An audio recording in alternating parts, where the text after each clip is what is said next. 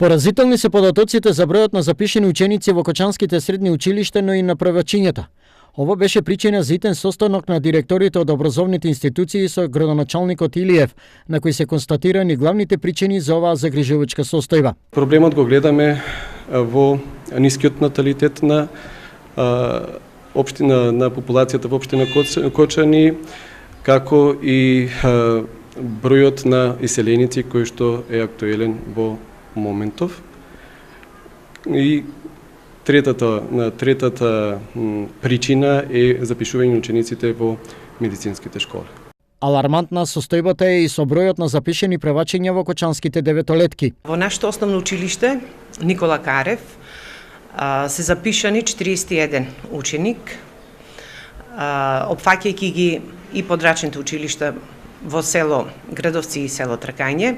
И како што кажа колегата, една од причините за малиот број на запишани ученици е малиот наталитет. Ваквата состојба со себе носи дополнителни проблеми. Предизвикува други проблеми во делот на организацијата на училиштата, бидејќи ова подразбира дека училиштата треба да направат организација како тие ученици ќе ги сместат. Во основните училишта веројатно тој проблем е помал, бидејќи се работи за прводеленци и дека паралелките во училиштата каде што нема доволен број ќе мора да се намалат и секако ќе се соочиме со проблем што со наставниот кадар проблем кој навистина загрижува и тука ќе мора да поработиме.